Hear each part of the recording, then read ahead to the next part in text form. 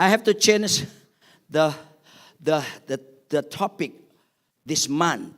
Nanti aja saya ke Bogor sore, saya akan khotbah living selflessly.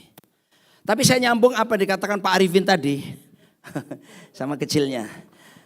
Bayangkan saya 20 tahun yang lalu seperti dia, kurus kering. Tapi sekarang terjadi pelebaran ke kanan ke kiri dan bertambah luas wilayahnya. Tadi Pak Arifin bilang waktu Daud menari-nari ketika orang Israel mengangkut tabut perjanjian. Dari Kiryat Yearim dibawa ke Bukit Sion. Daud menari-nari sekuat tenaga. Betul gak? Dia melepaskan jubah rajanya, dia melepaskan gengsinya. Sampai Pak Arifin tadi bilang di pembukaan, makanya jangan terlambat, saudara kehilangan banyak hal. Kalau saudara datang ke pernikahan orang Chinese yang makan meja tuh, ya itu udah makanan pertama, makanan kedua, makanan ketiga, makanan kelima. Anda sudah sampai makanan kelima baru datang tadi. Yang keempat kelewatan. Jangan biasa terlambat. Nah, saudara dia menari sekuat tenaga. Dan Pak Arifin kata tadi itu haleluya. Memuji Tuhan sampai orang lain menganggap itu gila. Halo, saudaraku, kadang-kala kita ada rasa gengsinya. Ya, bahwa gak seperti itu juga. No. Akibat orang melakukan sesuatu membuang rasa gengsinya. Dan dia membuang rasa malunya hanya menyenangkan raja dan segala raja. Saudara tahu dalam 2 Samuel pasal 6 kalau saudara selesaikan itu.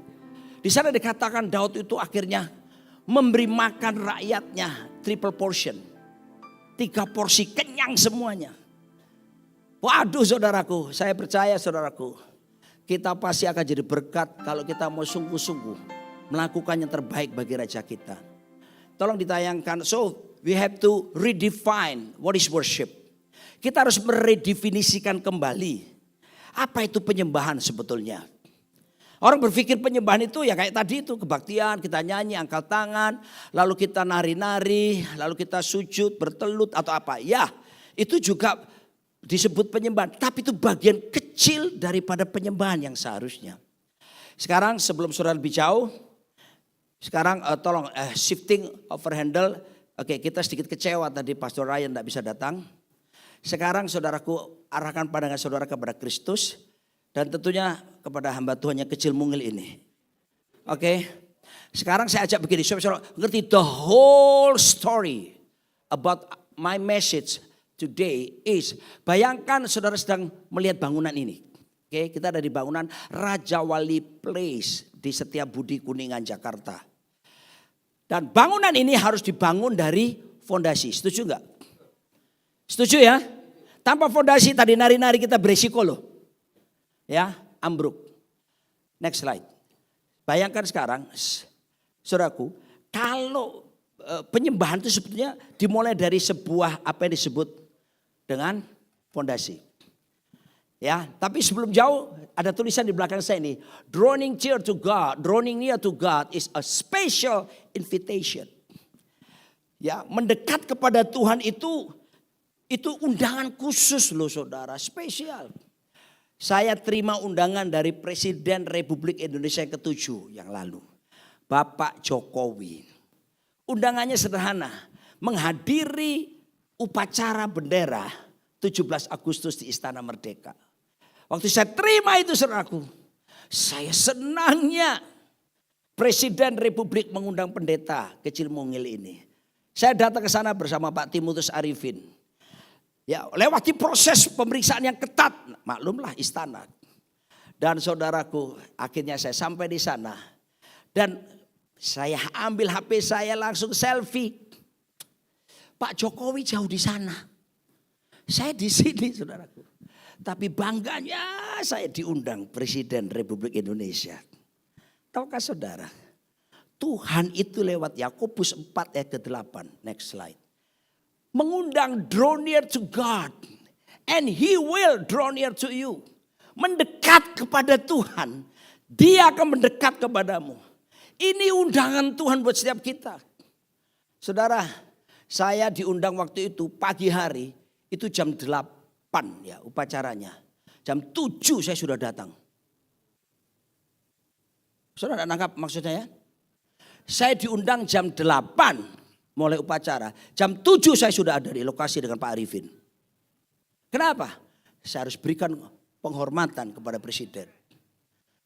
Tapi anehnya ada banyak orang diundang oleh raja di atas segala raja. Pak Jokowi di suatu hari bisa meninggal dunia. Tokoh-tokoh keyakinan yang lain pada meninggal. Tapi ada satu tokoh yang tidak pernah bisa meninggal. Pernah mati, tapi dia bangkit dari kematian. Dialah namanya Yesus Kristus. Cu Yesus Ti. Amin. Cu Yesus Ti. Tuhan Yesus tetap nomor 1. Di seluruh dunia dia tetap nomor 1. Dia ngundang saudara. Respon kita kemana? Gimana? Ke gereja.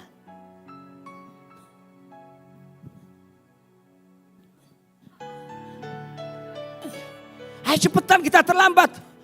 Masih puji-pujian. Ayo cepetan ini. Sudahlah. Yang penting ketemu Tuhan. Begitu sampai di gereja, pendeta angkat kedua tangan. Pulanglah. Dan bawalah berkat Tuhan turun ke atasmu. Itu pun masih ngomong gini. Puji Tuhan masih dapat doa berkat. Itu Oma Irama bilang terlalu. If you say you love God, please show to us. Orang cinta itu. Nancy Limantono, pacar terakhir saya dan pacar selamanya. Yang saya nikahi sekarang hampir 33 tahun. Saya janji ke rumahnya jam 7 malam. Dia tinggal di Kini Balu 75 kota Surabaya. Saya tinggal di Pucang Anom. Dan ketika jam 5 perjalanan ke sana cukup setengah jam. Tapi jam 5 saya sudah mandi. Saya keramas. Saya pakai parfum yang kemampuan saya waktu itu one man show. Gede gini. Dan saya semprot dari badan saya sampai ke ujung kaki. Kekuatannya luar biasa. Tapi bertahan 10 menit saja. Baunya. Dan mari saya bersaksi saudara. Sebelum pukul 7 malam. Saya ada depan pagar rumahnya. Saya gak mau tunjukkan bahwa saya suka terlambat. Karena saya buktikan saya cinta dia. Ada undangan loh. Mendekat sama Tuhan. And he will draw near to you. Aduh. So. Mulai minggu depan ya. Kasih tahu kiri kanan. Jangan sengaja terlambat. Gak enak ini udah gantiin pendeta dari Amerika kok. Khotbahnya nyinggung. Enggak. Saudara pikirkan dengan logika berpikir saudara. Oh rumah saya jauh. Atur waktumu. Ini orang-orang Bogor bisa datang. Bogor aja bisa datang.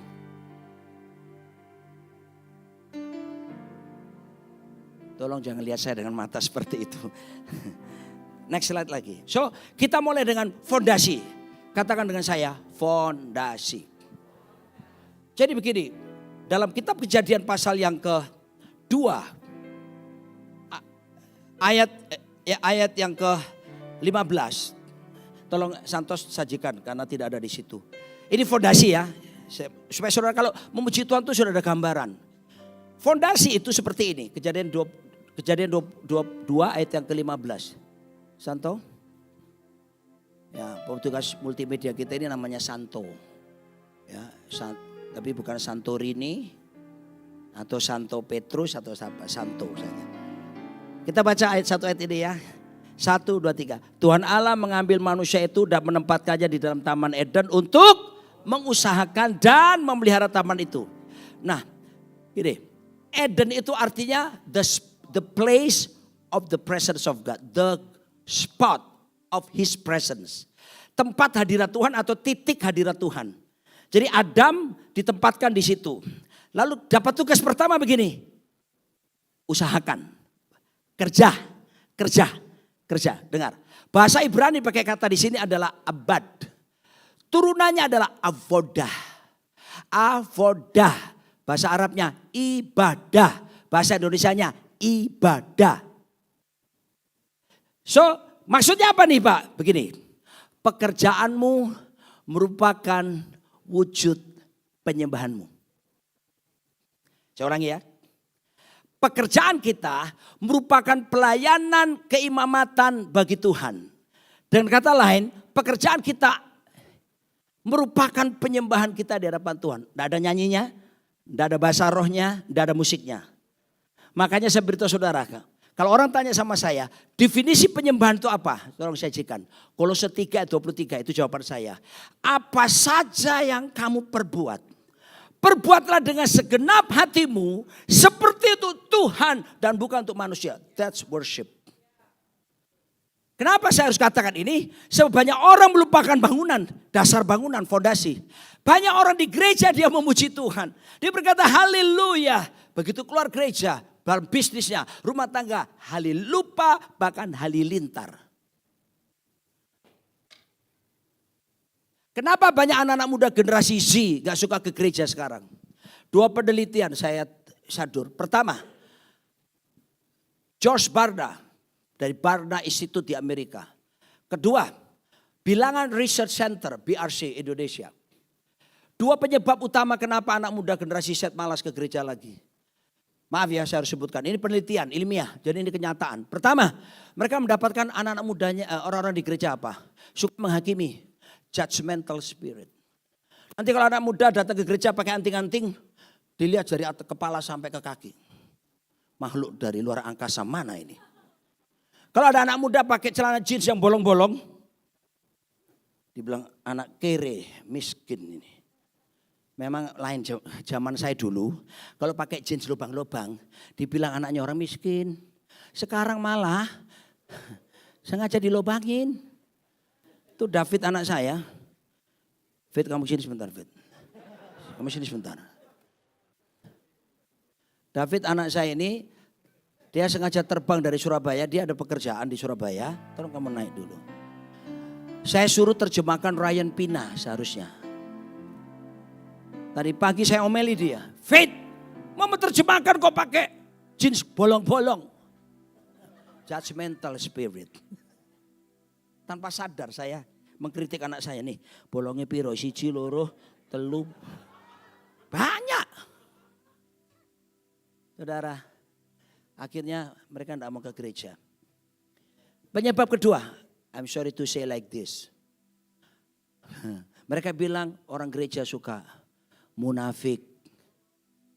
Muknafik singkatan dari muka nabi, pikiran kotor. Munafik. Pak, banyak orang gereja drama Pak. Aduh, saya juga nonton sih drama. Tadi malam drakor ya. Sebelum tidur sama istri saya nonton drakor berdua. Jangan tanya soal Kim So Hyun saya tahu. Song Hye Kyo saya tahu. Dan beberapa top-top lainnya saya tahu. Saya tahu apa itu ketika Kim So Hyun main Moon Embracing the Sun. Dia memerankan sebagai Raja Joseon.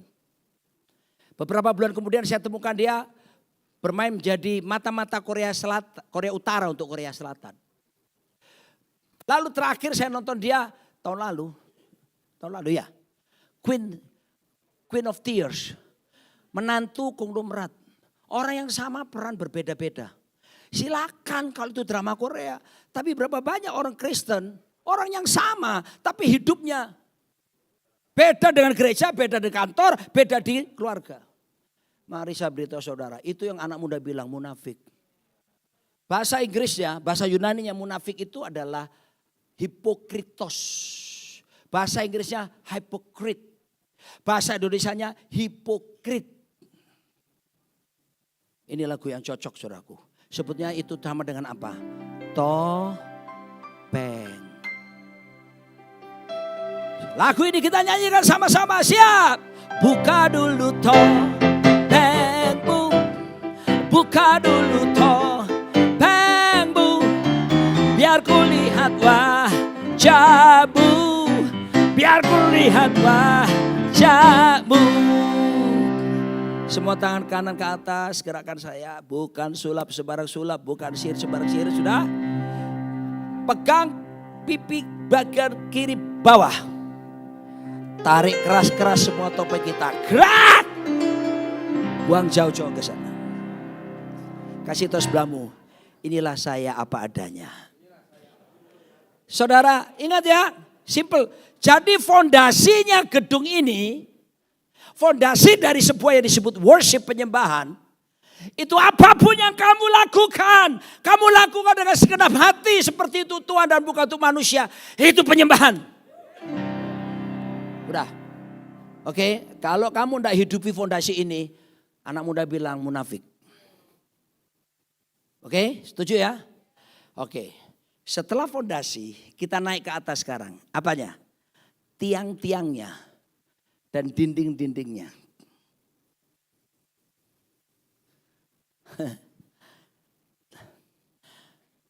Kalau tidak ada tiang, bahaya juga bangunan ini.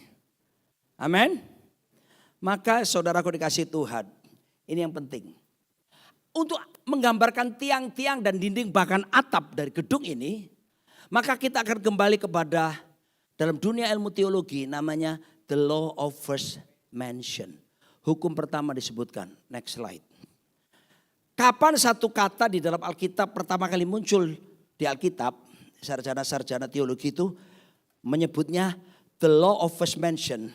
Hukum pertama kali disebutkan supaya mereka memperhatikan kata tersebut. Jangan sampai nanti dalam penggunaan selanjutnya terjadi distorsi, terjadi deviasi, tidak seperti maksud awal kata itu pertama muncul. Ya, sekarang pertanyaan begini. Kapan pertama kali muncul kata penyembahan? Worship. Mari kita lihat. Kalau yang tadi avodah itu ibadahnya. Dari fondasinya. Seru aktivitas kita. Ibu-ibu masak di rumah motong apa? Bawang putih, bawang goreng. Terus saya berkata, aku lakukan ini dengan sehati Tuhan. Itu penyembahan. Kamu tidak nyanyi apa-apa. Bapak-bapak kerja di kantor dan bosmu tidak ada tapi kamu melakukan dengan baik tugasmu. So ada banyak orang bos yang tidak ada, santai dulu. Begitu bos ada, bos datang. Tidak ada yang diketik, komputernya mati. Bosnya di depan sana tidak lihat. Itu bukan penyembahan saudara. Jadi penyembahan itu totalitas. Totalitas kehidupan. Saya tidak mendengar kata amin. Amin memang di jemaat tidak ada yang namanya amin ya. Yang di Rock Pondok Indah itu yang ada itu. Oh Pak Amir itu ya, bukan amin ya. Oke, ini yang muncul kata pertama. Next slide. Nah kita baca ya 1, 2, 3. Kejadian 22 ayat 5. Abraham berkata kepada kedua orang muda yang bersamanya. Tinggallah di sini dengan keledai, bukan kedelai. Aku dan anak ini akan pergi ke sana untuk beribadah dan akan kembali lagi kepadamu. Kata beribadah ini bahasa Inggrisnya worship. Inilah the law of first mention. Pertama kali kata penyembahan worship itu muncul di sini. Nah, saya akan tunjukkan supaya saudara paham artinya apa di sini. Dalam bahasa Ibrani yang dipakai kata di sini adalah sakah. Not sakau. Bedakan antara sakau dan sakah. Ada beberapa teman-teman di sini yang sempat bermalam, ya bermalam bertahun-tahun di Cipinang, ya. Aku tadi nggak mau sebut, tapi kamu yang menyebut sendiri loh ya, ngaku aja ya.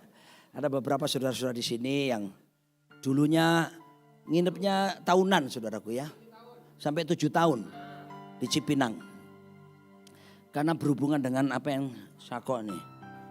Bukan buka dulu toh. Oke. Saka. Saka itu begini yang pertama. Saka itu ekspresi sujud bertelut. Sampai mukanya menyentuh tanah.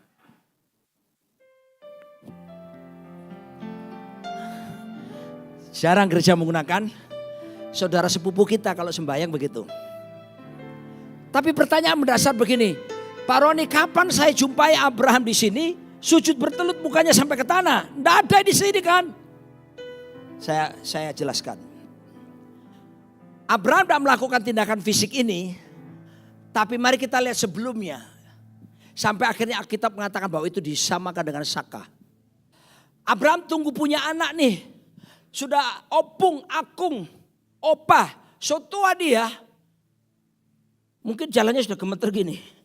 Istrinya sudah lama menopause. Sampai istrinya bilang, saya udah kering. Layu. Apa yang terjadi saudaraku? Tuhan kasih dia anak perjanjian. Siapa namanya? Ishak. Anak perjanjian namanya siapa? Bukannya satunya loh ya. Ishak, itu jelas. Udah nih, nungguin anak lama loh. Saya dengan istri saya, kita baru punya cucu. Sekarang sih sudah 2, hampir 3. Waktu baru punya cucu, setahun berapa kali? Ketiga kali kami ke Amerika. Hanya karena mau ketemu cucu. Abraham ini puluhan tahun pengen punya anak, gak punya anak. Ketika punya anak saudaraku, anak perjanjian ini, Tuhan bilang sama dia malam-malam, persembahkan dia jadi korban. Saya percaya saudaraku, itu suatu keadaan di mana dia harus apa yang disebut dengan berkorban. Dan apa yang dilakukan Abraham? Gak pakai babi bu pak. Gak pakai bertanya gini, suara kak engkau, suaramu kah? Gak pakai tanda. Gideon masih minta tanda. Dia gak pakai minta tanda. Dia berkata, yes Lord, I will do it. Pagi-pagi dia bawa anaknya. Tidak dijelaskan, dia tidak ngomong sama istrinya. Mungkin kalau ngomong sama istrinya bisa ribut, saudaraku ya. Jadi memang ada beberapa hal yang gak perlu diceritakan sama istri, khususnya mengorbankan anak supaya ibu tenang. Supaya ibu tenang. Karena saya pernah ngomong gini, istri saya protes. Ya gak bisa gitu dong sayang. Bisa disampaikan dong. Nah ini khusus mengorbankan anak. Oke sayang. Dia baru datang melayani dari Rock Pondok Indah. Oke ya. Lalu kemudian sudah bisa bayangkan ini. Lama nunggu anak. Bawa anak ini. 2 bujangnya ngikutin. Udah bawa kayu bakar nih. Udah bawa apinya nih. Terus dia pesan sama bujangnya. Udah stop ya sampai di sini. Aku dan anak ini mau ke gunung situ, Muria. Untuk mempersembahkan korban, mau beribadah, mau sembahyang kita ke sana. Kamu tungguin aja di sini. Nanti aku balik kok. Wih, imannya hebat ya. Kami nanti balik kok. Padahal dia tahu dia mau kurbankan anaknya. Ini loh sakahnya di sini. Waktu dia jalan, anaknya tanya, "Pak, mana kambing dombanya? Pak, mana apinya sudah ada kayu ada." Bayangkan kalau bapak-bapak hatinya tersayat-sayat. Jadi sebetulnya Sakah itu apa? Pertama, ketaatan Abraham. Kedua, pengorbanan. Dengar saudara, kamu berkata kamu penyembah, tapi gak ada ketaatan. Gak ada sikap hati yang berkorban, nonsense. Kita neto, no action, talk only. Tolong tetap sikap rileks sama saya. Jadi jangan seolah-olah saya mau menghakimi saudara. Saya cuma menyampaikan ini. Betapa kita ini seringkali kuat dibicara tapi tanpa bukti. Abraham saudaraku, taat. Listen to me. The first element of worship is very important element is obedience. Ketaatan. Because worship without obedience is like a church without Christ. Sebab penyembahan tanpa ketaatan seperti gereja tanpa Kristus. Gereja tanpa Kristus berarti siapa itu? Gereja apa? Agamawi. Terus apa lagi? Lebih ekstrim. Gereja setan. Gereja Tuhan, balikannya gereja hantu. Oke. Worship without obedience is like a church without Christ. Apa yang harus kita minta sama Tuhan? Tuhan karuniakan saya hati yang taat. Ini penting. Sebab ini tiang-tiang kita ini dindingnya, ini atapnya. Kalau tidak ada ketaatan saudaraku, cuma fondasi. Rumah apa yang cuma fondasi itu bukan rumah. Kita perlu ada tiang dan dindingnya. Ada atapnya yang menaungi kita, ketaatan. Kedua, the second element is, ini loh, berani apa yang disebut dengan sacrificial love. Harus ada kasih yang berkorban. Berani berkorban, Pak. Kita ini masih dalam taraf memberi, Pak. Memberi aja kita hitung-hitungan kok. Memberi aja kadang-kadang kita suka flexing kok. Ya, judul kita kan bulan ini tanpa pamrih. Tapi ini meningkat dari memberi kepada berkorban. Sebab anaknya yang dipersembahkan. Mari saya beritahu. Tolong perhatikan ke depan. Abraham bukan cuma bicara mempersembahkan atau mengorbankan hartanya. Dengar saya, ini penting. Abraham mempersembahkan, mengorbankan masa depannya. Coba renungkan kata saya. Abraham bukan cuma kasih anaknya. Bicara harta terbaiknya dia. Milik berharganya di anaknya. Tapi Abraham sedang mengorbankan masa depannya. Kenapa? Karena keturunan perjanjian Ishak bicara masa depan. Makanya ketika saya sempat kerja di kantor akuntan publik di Surabaya. Saya kepingin jadi orang kaya. Karena keluarga saya miskin. Lalu suatu hari Tuhan datang kepada saya. Dia bilang gini, Roni, aku panggil kamu menjadi hamba Tuhan sepenuh waktu. Tinggalkan pekerjaanmu. Tinggalkan cita-citamu. Tinggalkan semuanya. Aku mau kamu beri diri melayaniku full time. Nangislah aku. Sebab aku pengen jadi orang kaya, Bu. Aku pengen buka kantor akuntan publik sendiri. Aku ingin menolong keluargaku yang dalam keadaan kehidupan yang sederhana. Tapi Tuhan bilang serahkan semuanya. Saya cuma nangis. Saya tersungkur di karpet. Nangis. Tapi akhirnya saya bilang gini, Tuhan, ya sudah. Kalau memang itu maumu, aku serahkan semuanya. Jadi saya serahkan masa depan saya. Saya serahkan cita-cita saya. Gak jadi akuntan publik yang buka kantor sendiri. Pendeta. Zaman itu tahun 91, panggilan itu saya tahun 91. Beberapa belum lahir. Tahun 91 itu orang takut jadi pendeta. Gak seperti sekarang. Orang suka pingin jadi pendeta sekarang. Zaman itu pendeta pada miskin. Dipandang sebelah banyak orang. Tuhan suruh saya itu. Ketika saya nurut saudaraku. Saya belajar. Ini belum apa-apa sih. Saya serahkan. Sampai ada satu album dari terjemahan lagu dari Amerika. Ku persembahkan hidupku sebagai persembahan yang ku berikan hidup ini sebagai persembahan yang berkenan padamu.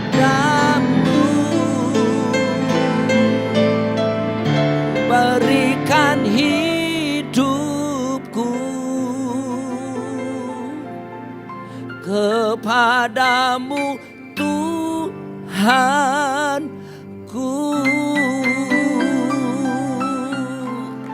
Here I am. Here I am. Here I am. Saya tidak perlu datang ke saudara minta-minta roti. Saya tidak pernah telepon saya saudara untuk minta uang kan.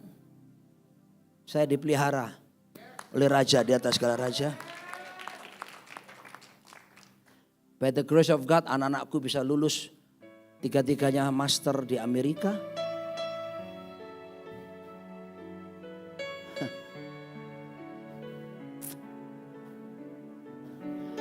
Oh.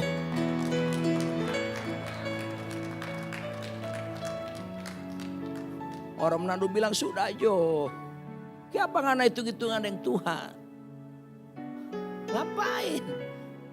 David Tirsa Tevi tidak pernah tanya sama saya. Waktu masih mereka tinggal di rumah. Papa besok makan apa? Tidak pernah. Karena mereka percaya papanya kasih makan anak-anaknya. Apalagi Bapak di sorga. Udah jangan takut saudaraku apa yang kamu makan. Jangan khawatir apa yang kamu minum. Jangan khawatir apa yang kamu pakai. Semua dicari bangsa-bangsa tidak mengenal Tuhan. Cari dahulu kerajaan Allah serta kebenarannya. Semuanya akan ditambahkan kepadamu. Kesusahan sehari cukup sehari. Kesusahan esok punya kesusahannya sendiri. Tidak semua dipanggil jadi pendeta loh ya. Tapi kamu harus punya ketaatan dan pengorbanan dalam hidupmu. Oke. So, statement yang berikutnya.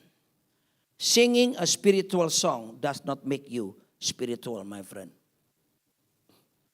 Kamu boleh nyanyi lagu rohani apapun hebatnya, tapi tidak akan menjadikan kamu serta-merta jadi rohani. Kecuali kamu hidup dalam ketaatan dan hidup memberi diri untuk berani berkorban. Siapa panutan kita? Jesus Christ. Yesus junjungan kita. Dia tidak punya agenda pribadi. Jangan bosan kalau saya ngomong ini terus-terusan. Biarin. Udah saya mau ngomong ini. Pokok Pak Roni setiap kali khotbah ngomong ini biarin. Karena ini yang saya renungkan saudaraku sekian lama. Yesus tak pernah jatuh dalam dosa. Yesus tak pernah gagal. Yesus tak punya agenda pribadi. Bahkan agenda tersembunyi. Agendanya cuma satu. Kamu sudah tahu kuncinya. Kunci A. Makananku ialah melakukan kehendak Bapa. Makananku ialah menyelesaikan pekerjaannya. Jadi saya ini belajar ya bersikap ya apa adanya gini ya. Saya ekspresikan dengan apa? Ya saya belajar taatlah pertama selain tentunya kepada Bapak di sorga. Harus itu mutlak. Tapi saya merefleksikan dengan Bapak rohani saya. Namanya Pendeta Timotius Arifin. Karena beliau yang membimbing saya dari awal. Dan saya waktu di Bali, saya full timer di Bali tadi dari Surabaya, saya tinggalkan Surabaya dan saya di Bali.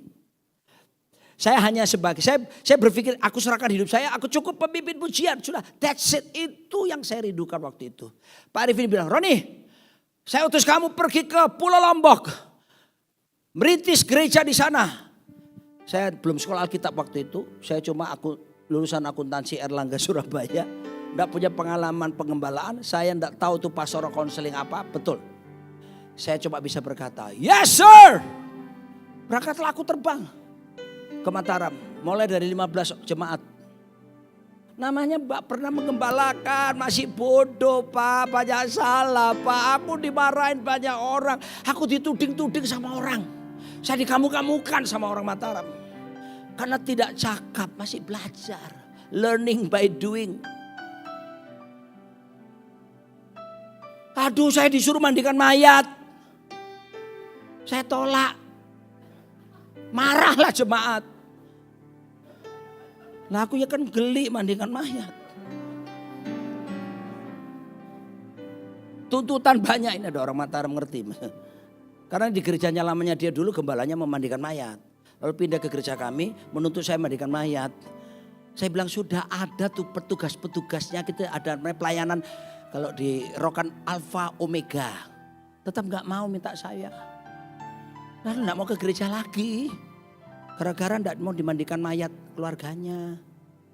Ngalami banyak saudaraku. Saya mau dipukuli 10 orang, istri saya tahu itu. Gara-gara ngurus izin gereja.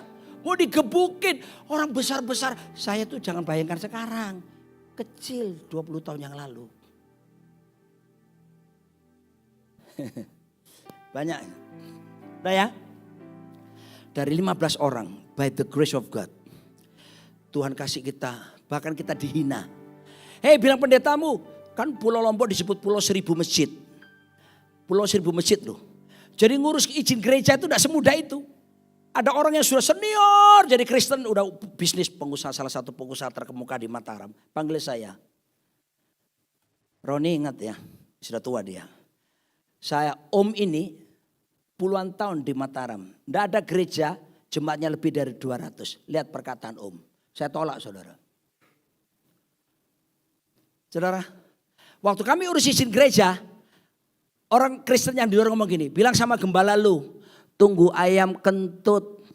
Maksudnya apa tunggu ayam kentut? Oh saya jadi ngerti karena saya dulu biologi. Saya belajar IPA kan dulu. Saya tidak pernah diajari guru saya bahwa ayam maka kentutlah ayam 3 kali. Pret, pret, pret. Maksudnya apa? Saya jadi ngerti. Gak mungkin dapat izin resmi dari pemerintah. Tapi singkat cerita, to cut the story short. Kami berjuang. Pak Arifin telepon saya. Roni, ya Pak, pakai ilmu janda miskin yang tidak tahu malu sama hakim. Oh ya. Jadi tahu cerita janda miskin. Terus datang ke hakim terus tolonglah belalah hakku. Tolong. Tiap hari tak datang ke kantor wali kota. Saya datang gini.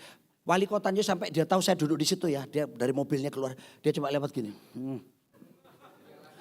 Tiap hari saya didampingi kepala bank BCA waktu itu. Karena dia ketua pembangunan. Kayak Harun dan Hur. Joshua dan Musa dan Joshua. Itu pada kepala bank BCA di sana. Enggak digubris sama wali kotanya. Ya sudah. To cut the story short. Kami terima surat resmi dari wali kota yang tadi ngajukan tadi. Surat resmi. Izin lokasi IMB mendirikan gereja. Di mimbar saya langsung bacakan. Saya ngomong. Jemaat dengerin. Kasih tahu orang-orang di luar. Ayamnya sudah kentut. Tadi bilang tunggu ayam kentut. Bangunan terjadi. Salah satu gedung terbesar, maaf, bukan mau flexing, tapi termewah. Karena Tuhan berkati luar biasa. Orang Jakarta nyumbang, orang Lampung, orang Surabaya, berkat datang dari berbagai kota. Jadilah gereja. Sudah bangun sekolah. Bangun misi, sekolah umum. Bangun apa lagi? Asrama diakonia. Jemaat yang tidak mampu kita buatkan rumah-rumah, ada 10 rumah. Hei, bukan rumah biasa kayak BTN. Catnya cat tembok mereka ICI. Mereka pakai gipsum. Gentengnya keramik berglasur. Jadi kita nggak mau kasih sembarangan sama orang yang katanya tidak mampu. Bangunin semua. Beberapa saudara yang pernah ke Lombok udah tahu itu. Udah selesai semuanya. Kita punya klinik orang sakit, klinik akupuntur, klinik gigi, klinik umum. Lengkap semua fasilitas. Jemaat tiba-tiba berkembang luar biasa. 700 jiwa. Tidak usah tepuk tangan. Di saat semuanya kompleks gereja total 2,7 hektar. Satpam jaga 24 jam. Ganti. Saya tinggal, Tuhan berkati dengan satu rumah di belakang gereja persis. Itu pun bangunnya jemaat pun pada nyumbang. Saya gentengnya, saya pasirnya, saya ini enak banget waktu itu. Ya. Oke. Di Jakarta saya tidak perlu suruhkan ini kan, karena saya sudah sediakan apartemen sama pengusaha Surabaya. Oke. Saudaraku, tiba-tiba Pak Arifin panggil saya. Roni, waktumu sudah cukup di Mataram. Maksud Bapak? Saya utus kamu ke Kota Malang. Tempat kelahiran kamu. Dan mulailah pelayanan baru gereja kita di sana. Saudara, apa yang saya lakukan? Yes sir. Aku mau belajar Yesus taat kepada Bapaknya. Aku mau belajar taat sama Bapak rohaniku. Saya berangkat. Pindahlah kami. Tapi sudah siapin pemimpin. Sampai ada satu diaken gereja. Orang ini keturunan Tiongkok sana ya. Bahasa Indonesianya enggak bagus. Jadi doain saya waktu kita perpisahan di Mataram. Bapak, ini paling tua, diaken paling tua. Kita orang ucap syukur. Kita orang dapat kumpul sama-sama. Kita orang berdoa buat Pak Roni yang akan pindah ke Kota Malang. Kita doakan Pak Roni bersama istri-istrinya. Dia enggak bisa bahasa Indonesia baik. Maksudnya istri dan anak-anaknya. Dia salah menempatkannya. Orang yang sama ini satu kali dia datang sama-sama istrinya. Pak Roni, dia sedang cerita temannya. Temannya ini saudaraku enggak punya rasa malu. Suka gini. Dia lapor sama saya. Pak Roni tahu enggak, dia orang itu kemaluannya besar. Apa pak? Oh tahu maksudnya orang itu enggak tahu rasa malu. Jadi kayak gitu bahasa Indonesia. Mesti secerna. Dia datang sekali. Pak, dia orang memang suka pelan-pelin. Oh pelin-pelan. Sudah ya. Pindahlah kami sekeluarga Bapak Ibu ke Kota Malang. Mulai dari 10 jiwa jemaat. Kami harus kontrak rumah bayar sendiri. Biasanya di Lombok kita punya rumah dan punya water heater. Di Malang udah kota dingin, kita enggak punya uang mau beli heater. Saya sama istri tidur di ranjang busa yang tipis gini loh. Matras. Kami enggak punya lemari pakaian. Istri saya menaruh pakaian di kertas koran Jawa Pos di lantai dan ditaruh pakaian kami di situ. David Tirsa protes. Pak, kita sudah enak di Mataram, kenapa kita ke sini, Pak? Masih kecil dia. Saya bilang, Fit, kalau Papa diutus Tuhan, artinya kamu juga diutus Tuhan. Lari lagi deh. Nggak segitu kali, udah langsung. Saya bilang sama David, Fit, Tirsa, Tevi masih kecil kan? Kita berdoa, Tuhan pasti sediakan. Nanti kamu lihat mujizat akan dinyatakan. Saya dari kecil membiasakan anak-anak melihat perbuatan tangan Tuhan yang besar. Saya berharapnya bukan manusia, tapi Tuhan. 2 minggu kemudian, saya dapat telepon. Shalom, shalom. Ya, Pak, saya namanya ini. Saya yang punya usaha di Ambon. Terus kenapa? Saya ini disuruh Tuhan. Kenapa, Pak? Ada kebutuhan apa, Pak Roni? Saya disuruh Tuhan. Terus dia bilang, oh kalau ditanya begitu, ya kami baru pindah ke Malang. Kami belum punya perabotan. Puji Tuhan. Dia ngomong gitu. Rupanya ini yang Tuhan mau saya lakukan. Dia transfer ke rekening kami. Sudah tahu, ketika kami cek, langsung saya bilang, David, Tirsa, Tevi, keluar semua. Kenapa? Kita ke toko mebel. Beli perabotan lengkap saudaraku. Beli air panas, mesin panas. Tadinya sama istri saya, kita kalau mandi, kita berdua punya kebiasaan mandi bersama lo ya. Jadi saya siram-siraman, dingin. Istri saya di pojok, aduh sayang, dingin. Disitulah cinta bersemi terus. Semakin mekar di tengah udara dan air yang dingin. Romantis, drakor kali, gak drakor ini real, kenyataan. Sudah ya, dari 10 orang, kita ngelayani anak-anak punkers, breakdancers yang... Saya kebaktian pakai dompet rantai, karena anak-anak pelajar banyak di kota Malang. Perjamuan kudus pakai jeans, lalu kaos you can see. Gereja lain bilang, sesat. Sebab kita pakai ibadah di tempat diskotik. Itu 2005 loh. Sebelum gereja-gereja yang lain itu pakai tempat yang ada lampunya biar kita sudah lebih dulu. 2005. Oke. Jemaat singkat cerita berubah oleh kemurahan Tuhan menjadi 400 jiwa. 3,5 tahun. Pak Arifin panggil lagi. Roni, cukup waktumu di Malang. Sekarang pergi Jakarta. Bantu saya melayani di Jakarta. Here I am. Kalaupun hari ini nanti Pak Arif telepon misalnya. Cukup waktumu di Jakarta. Karena saya suka nyanyi lagu ini. Ke Jakarta aku kan ke Bali. Karena itu rock centernya Bali kan. Jadi kapanpun Pak Arifin suruh saya pergi kemana, saya akan berkata saya siap. Buat saya saudaraku, worship without obedience is like church without Christ. Sudah, sekarang terakhir. Saya tutup dengan ini. Oke, sekarang sudah ada gedungnya kan? Nah sekarang kan perlu ada isi dalamnya. Perlu ada LED-nya. Perlu ada speakernya. Perlu ada hordennya. Ya, perlu ada hiasan-hiasan seperti di rumah kita. Itu apanya saudara? Ini loh. Itulah yang kita dibilang Alkitab.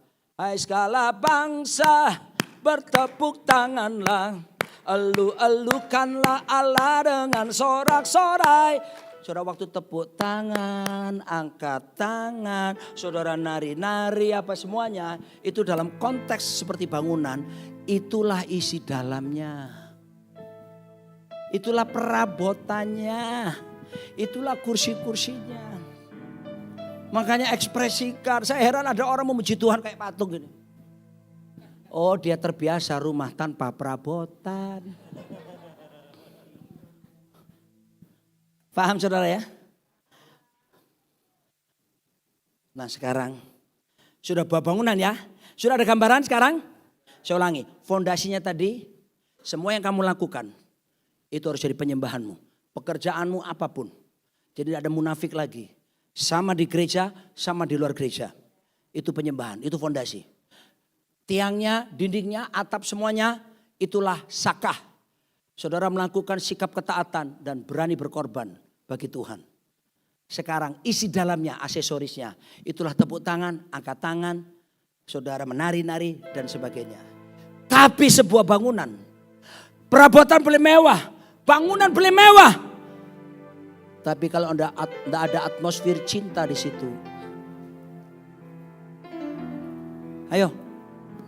Sebuah bangunan tidak ada atmosfer kehangatan rumah tangga di situ. Mau apa?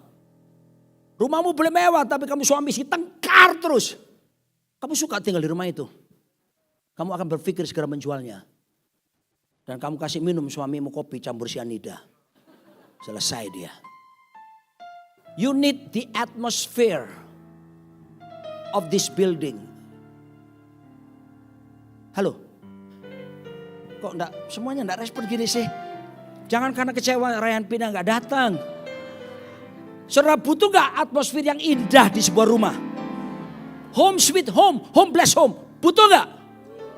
Ini saya tunjukkan ini atmosfernya. Yesus mengajar, Yohanes 4 ayat 23-24. Barang siapa menyembah Bapa, harus menyembah dalam roh dan kebenaran. Sebab Bapa itu roh. Saudara tahu? Kata menyembah di situ, Tuhan pakai kata proskuneo. Artinya mencium tangan. Seperti anjing mencium tangan tuannya. Siapa punya anjing? Siapa makan anjing? Orang Manado, orang Ambon jangan angkat tangan. Orang Batak. Saudara jangan cuma makan anjing. Belajar dari anjing. Kalau kita pulang ke rumah nanti anjingmu boleh tidur. Tapi waktu kamu datang dia bangun gak? Dia pasti bangun dah. Bos datang.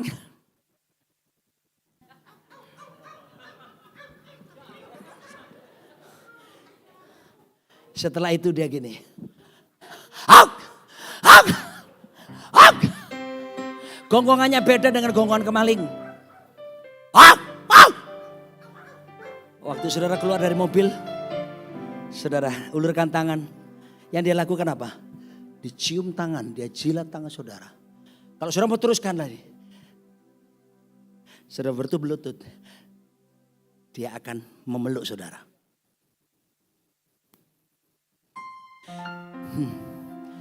Anjing mengerti siapa tuannya.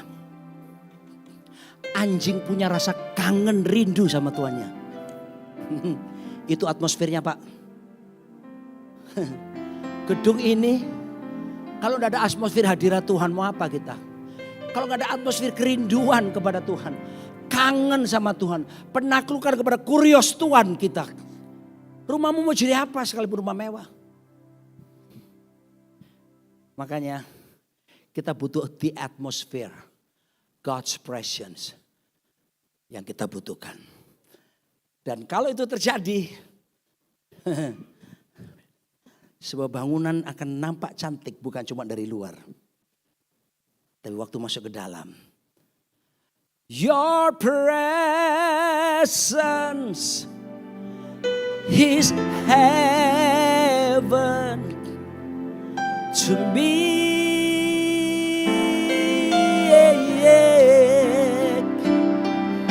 Your presence is heaven to me. Kita bangkit berdiri.